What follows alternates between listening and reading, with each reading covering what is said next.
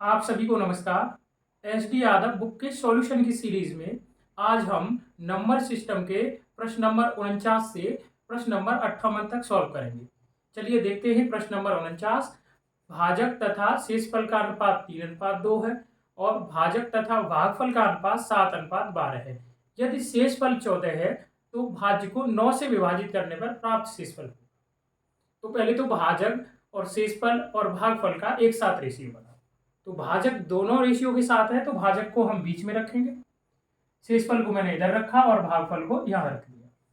वैसे पहला रेशियो आपका भाजक और शेषफल का है, मतलब रेशियो के अकॉर्डिंग देखिए तो भाजक क्या है 3 और शेषफल कितना है 2 और दूसरे वाले रेशियो में है वो है 7:12।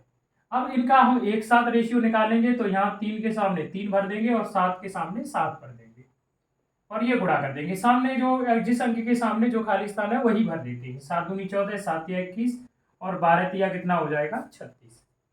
ये शेषफल भाजक और भागफल का रेशियो निकल के आ गया। अगर हम प्रश्न में देखें तो रियल में है शेषफल कितना दे रखा है 14 और रेशियो में भी 14 है। तो जब रेशियो और वास्तविक मान दोनों मैच कर जाए तो फिर आपको है जो रेशियो वाला मान है वही वास्तविक मान है। तो हम कह सकते हैं कि शेषफल 14 है क्योंकि रियल में भी 14 है तो यहाँ भी 14 आ गया। तो इसका मतलब रियल में भाजक होगा वो 21 होगा और भागफल होगा वो 36। अब हम निकालेंगे भाज्य और भाज्य बराबर होता है भाजक गुणा भागफल, भागफल और प्लस शेषफल। अब ये बताना कि यहाँ जो भाजक है वो कितना है 21 है, भागफल है वो 36 है और शेषफल है 14। तो 36 इसका गुणा करेंगे, 36 से कम 36 हासिल 30, 36 दूनी 72 और 3 75 प्लस 14 और इसे आप ऐड करोगे 60 हो जाएगा और ये हो जाएगा 60 70। तो ये भाज्य हमें पता चल गया वो कितना है 770। उसने ये कहा है कि भाज्य को 9 से विभाजित करें तो शेषफल क्या होगा। तो आप 770 में 9 का भाग देना, 9 अट्ठे 72, कितना बचेगा 5, जीरो उतारा ले लेंगे, 9 पंजे 45, कितना बचेगा 5। तो इसका मतलब है जो शेषफल होगा वो कितना होगा 5 होगा। तो इस प्रश्न नंबर 49 का जो ऑप्शन सही होगा वो कितना हो जाएगा डी। देखते हैं प्रश्न नंबर 50। प्रश्न नंबर 50 है 13,851 वह कौन सी न्यूनतम संख्या जोड़ी जाए कि ऐसी संख्या प्राप्त हो जो 87 से पूरी तरह विभाज्य। तो इस प्रश्न को आसान करने का तरीका है कि 13,851 में जो भाग दे देंगे वो 87 का दे देंगे और 87 का इसमें भाग देंगे तो एक बार जाएगा, आप घटाओगे तो ये जो बचेगा 1 और ये है 5, 5 का फिर उतारा ले लेंगे, ये 87 का भाग 5 बार इसमें जाएगा तो 5 बार जाएगा तो ये हो जाएगा 5 सत्ते 35 और 5 अट्ठे 40, 335। फिर आप घटाओगे जीरो, वहां से ले ये कितना हो जाएगा 8, एक बार उतारा लेंगे और फिर ये लगभग 90 मान लो तो 9 बार और चला जाएगा। तो 9 7 63 6 और 9 अट्ठे 72 और 6 78। फिर जो आपका बचेगा वो बचेगा यहाँ से है 3 18। लास्ट में जो शेषफल बचा वो कितना बचा 18। यदि यहाँ पर आपसे घटाने की बात बोलता तो आप कहा है सीधा जो उत्तर होता वो 18 घटा देते इस संख्या से प्राप्त हो जाता, लेकिन उसने जोड़ने की बात कही है। तो जब भी जोड़ने की बात बोलेगा तो आप भाजक और जो रिमाइंडर है उसका डिफरेंस देखोगे। इसका डिफरेंस क्या होगा, इससे इसे घटाना कितना होगा, 17 से 8 जाएगा, कितना बचेगा 9 और ये 6। तो जो आपका उत्तर होगा वो होगा 69, 69। अगर 69 को इस संख्या में आप जोड़ देते हो तो जो संख्या प्राप्त होगी वो 87 से कंप्लीट डिवाइड होगी। तो 50 नंबर प्रश्न का जो ऑप्शन सही होगा वो होगा डी। समझ आया होगा। चलिए देखते हैं प्रश्न नंबर 51।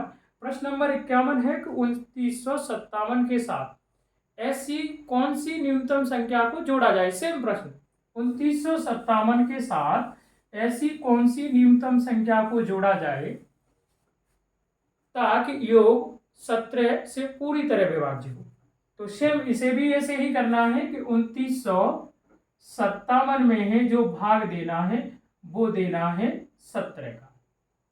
तो 17 एकम 17 हासिल वो यहाँ बचेगा वो हो जाएगा 2, एक बार है और 17 सत्ते है 119, 7 बार चला जाएगा, बचेगा कितना है 6।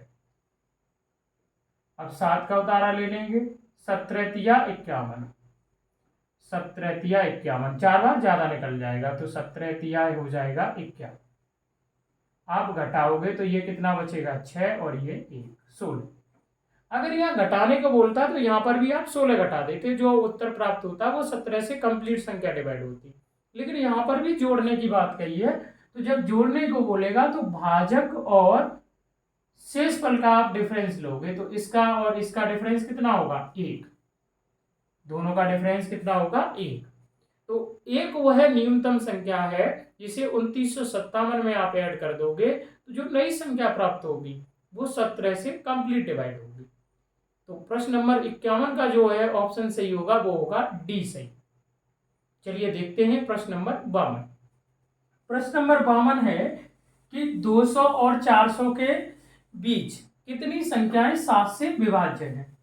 200 से 400 के बीच कितनी संख्याएं 7 से विभाज्य हैं। यह प्रश्न बहुत ही अच्छा है और बहुत बार परीक्षाओं में आया हुआ है।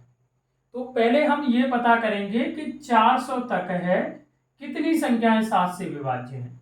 तो कभी भी आपको प्राकृतिक संख्याओं 1 से लेके 400 तक 500 तक किसी नंबर से कितनी संख्याएं विभाज्य हैं ये पता करना हो तो सीधा लास्ट नंबर में है, जिस नंबर से है कि आप विभाजित होने वाली संख्या पता कर रहे हैं उसका भाग दे देंगे। तो 400 में 7 का भाग देंगे तो 7 पंजे 35 और 50 हो जाएगा और 7 सत्ते 49। 57 संख्याएं हैं जो 1 से लेके 400 तक है 17 से पूर्णतः विभाजित है, लेकिन हमें बतानी है 200 और 400 के बीच। तो क्यों ना हम 200 तक की संख्याओं को घटा दें और 200 तक कितनी संख्याएं 7 से विभाज्य हैं वो 7 का भाग देके पता चल जाएगा। 7 दूनी 14, 6 बचेगा और 7 8 56। तो 57 से है आप 28 घटाओगे तो ये 17 हो जाएगा 9 और ये 2। तो उत्तर जो निकल के आएगा वो आएगा 29। 200 और 400 के बीच 29 ऐसी संख्याएं हैं जो 7 से कंप्लीट डिवाइड हैं। कुछ नहीं करना, फर्स्ट लास्ट नंबर में उस संख्या का भाग देना है और फिर फर्स्ट नंबर में संख्या का भाग देना है। जो भागफल आएगा शेषफल से कोई लेना देना नहीं, उसका जो डिफरेंस होगा वही उत्तर होगा। समझ में आया होगा। हाँ, अगर ये संख्या है 400 7 से कंप्लीट डिवाइड होती तो हम एक घटाते, और यहाँ 400 7 से कंप्लीट डिवाइड नहीं है तो हम नहीं घटाएंगे। तो 52 नंबर प्रश्न का जो ऑप्शन सही होगा वो होगा बी। चलिए देखते हैं प्रश्न नंबर 29। प्रश्न नंबर 29 है ऐसी कौन सी न्यूनतम संख्या है जिसे 1039 में जोड़ने के बाद प्राप्त योग 29 से पूरी तरह विभाज्य हो। सेम प्रश्न नंबर है 50 और 51 की तरह है। ये हम 1039 में जो भाग देंगे वो किसका देंगे 29 का, और जो शेषफल आएगा और जो भाजक है 29 उसके डिफरेंस को है, उनका जो डिफरेंस होगा उसी संख्या को आप जोड़ दोगे तो संख्या जो नई प्राप्त होगी कंप्लीट डिवाइड होगी। तो प्रश्न नंबर 53 है जिसमें है संख्या कितनी दे रखी है 1039 और इसमें कितने का भाग देना है 29 का। तो 29 का भाग देंगे 29 तिया 87, 29 तिया 87 तो ये 6 बचेगा और ये 1। फिर यहाँ ये उतारा ले लेंगे 9 का, लगभग 30 मान लो तो ये 5 बार चला जाएगा। 5 बार चला जाएगा तो ये हो जाएगा 5 निम 45, 4 5 दूनी 10 और 4 14, 145। आप घटाओगे 4 होगा और ये 2 होगा।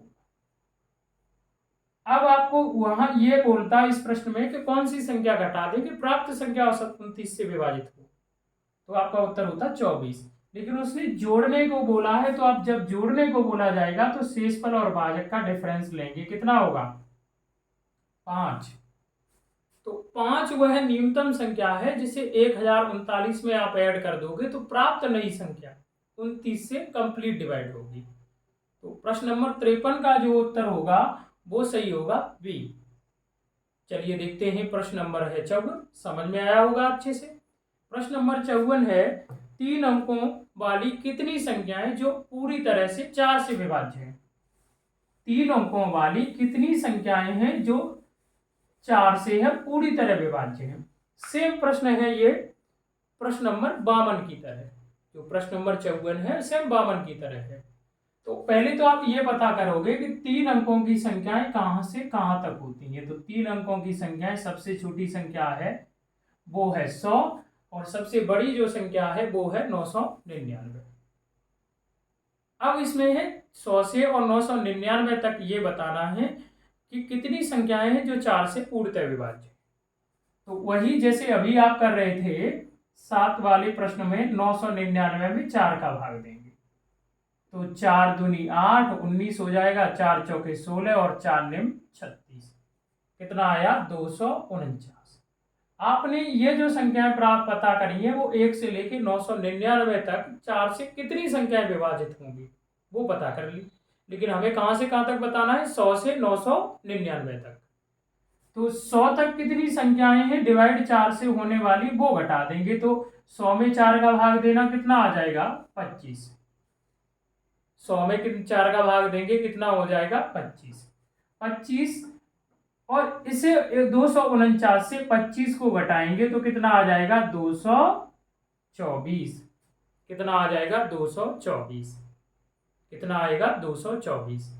लेकिन आप ध्यान रखना कि जब हमने 249 से है 25 घटाया तो इसमें 100 भी तो 3 अंक की संख्या है जो 4 से डिवाइड है, वो भी तो साथ में हमने घटा दी, वो भी साथ में घटा दी कि नहीं? तो जब आपको है 100 से 400, 100 से है 999 तक की संख्या पूछी जाए तो यदि कोई भी एक अंक उनमें से डिवाइड हो रहा है तो इसमें एक ऐड और कर देंगे, तो जो उत्तर सही होगा वो होगा 225।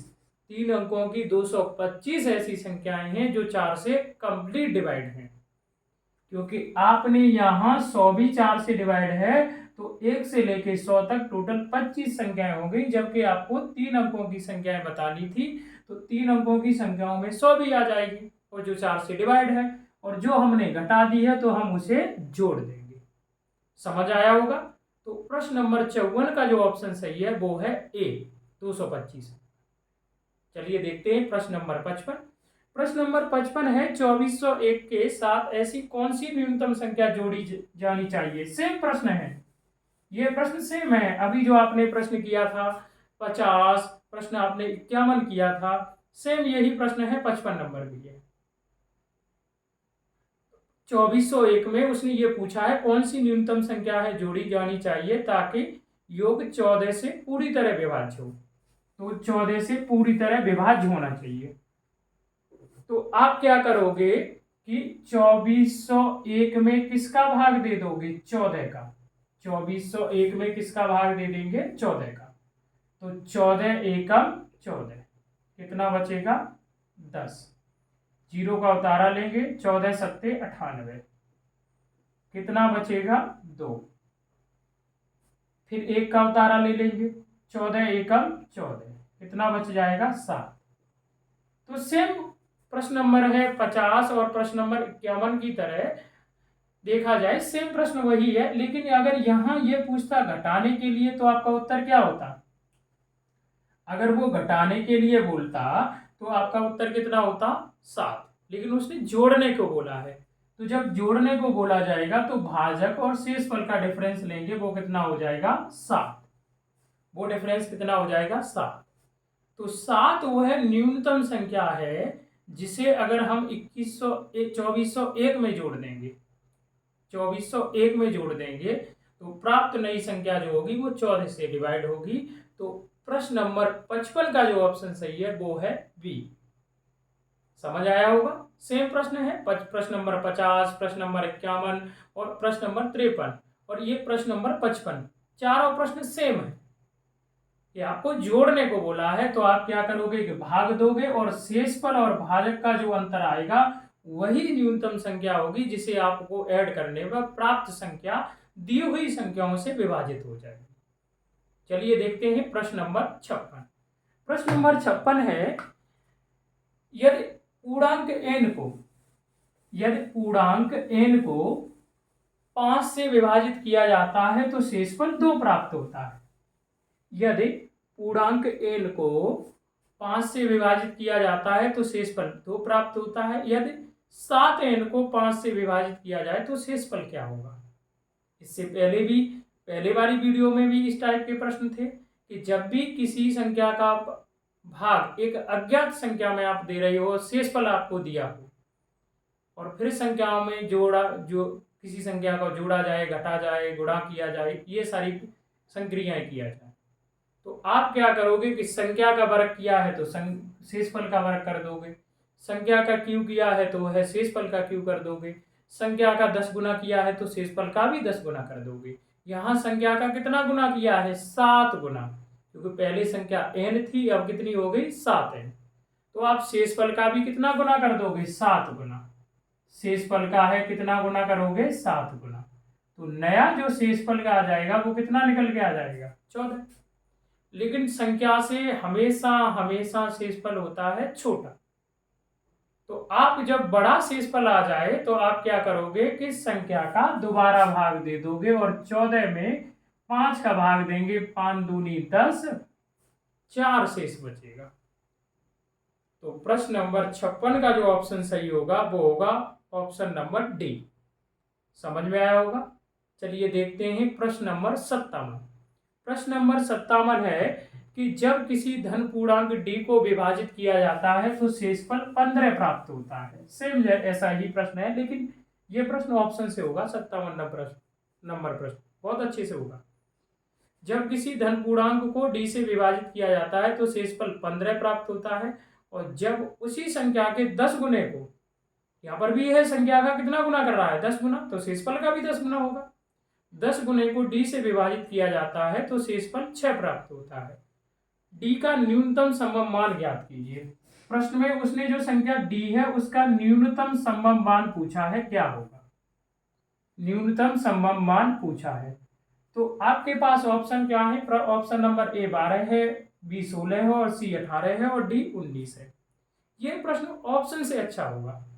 उसने कहा कि d कोई संख्या है जिसका d कोई संख्या है, एक कोई धन पूर्णांक है जिससे d से विभाजित किया जाता है तो 15 प्राप्त होता है, और d अगर उसी संख्या के 10 गुने को d से विभाजित किया जाता है तो कितना प्राप्त होता है, वो प्राप्त होता है 6। कितना प्राप्त होता है, 6।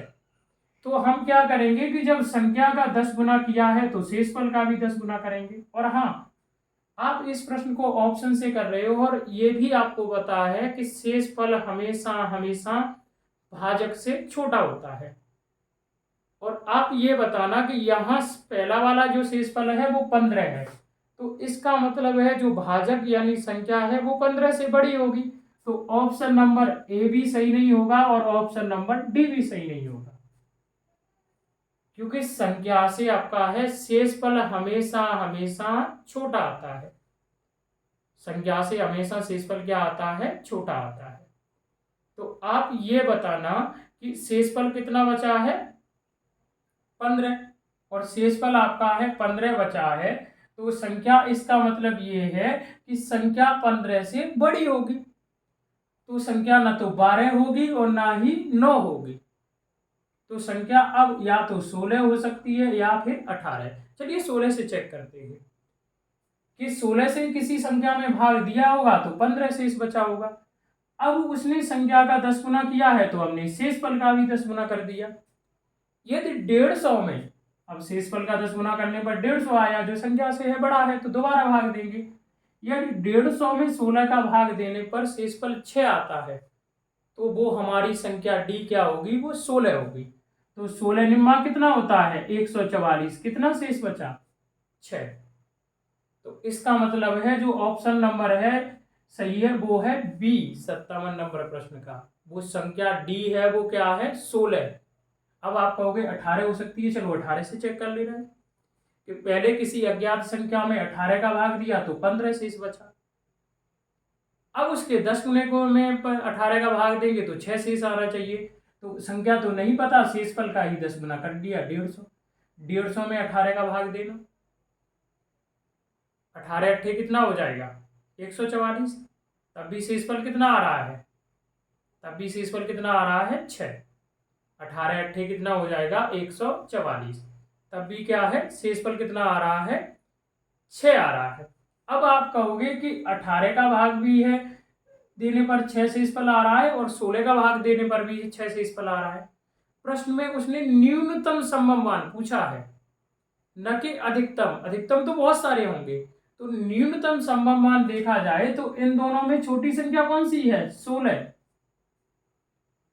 16 से छोटा कोई मान नहीं होगा, 16 से बड़ा हो सकता है। उसने न्यूनतम संभव मान पूछा है। ये कंडीशन दोनों 16 और 18 पे फॉलो हो रही है, लेकिन उसने न्यूनतम संभव मान पूछा है, मिनिमम। तो सबसे छोटी संख्या क्या होगी, वो 16 होगी, 16 से छोटी नहीं हो सकती, क्योंकि किसी संख्या में 15 का भाग देने पर 15 शेष नहीं बचेगा। समझ में आया कि नहीं? और वैसे अगर बेसिक तरीके से करोगे तो बहुत बड़ा हो जाएगा। चलिए देखते हैं। नंबर 58 है, 3957 में 5349 को जोड़ा जाता है और प्राप्त राशि में से है 7062 को घटाया जाता है। परिणामी संख्या किससे विभाज्य होगी? तो आप कर दो, जो उसने कहा है वही कर दो, सिंपल प्रश्न है। 3900 कितना है, 57, और 3957 में जो जोड़ा जाता है वो जोड़ा जाता है 5349 को। 5349 को आप ऐड करोगे तो ये 16, यहाँ से 1 0, और ये हो जाएगा 13 की 3, और ये 8 1 9, और इससे घटाया जो जाता है वो कितना है, 7062। 7062 घटाओगे 4, ये 10 हो जाएगा, 4 2 और 2। अब उसने ये जो कहा है कि परिणामी संख्या हमें क्या प्राप्त हुई, 2244। अब उसने कहा है कि निम्न में जो दिए हुए ऑप्शन है किससे विभाजित नहीं होगी। पहला ऑप्शन नंबर है ए है, वो है 4, तो 4 का भाग देना इसमें, 4 पंजे 20, 2 बचेगा, 4 छक्के 24, 4 एकम 4, 4 से तो यानी डिवाइड है। अब देखते हैं 3 से डिवाइड करके देखो, 3 7 21, 14 हो जाएगा, 3 चौके 12, 3 8 24, 3 से भी डिवाइड है। 7 से डिवाइड करके देखो, 7 21, 7 दूनी 14, 7 से नहीं डिवाइड। चलो last number option number D है, 11 से डिवाइड करके देखो, 11 दूनी 22, 11 चौके 44। तो ये किससे डिवाइड नहीं होगी, वो होगी 7 से डिवाइड नहीं होगी। जो रिजल्ट होगा, परिणाम प्राप्त होगा, वो किससे डिवाइड नहीं होगा, 7 से नहीं होगा। तो प्रश्न नंबर 58 का जो उत्तर सही होगा वो ऑप्शन नंबर सी। आपको अच्छे से समझ में आए होंगे। चलिए मिलते हैं अगली वीडियो में, तब तक के लिए धन्यवाद।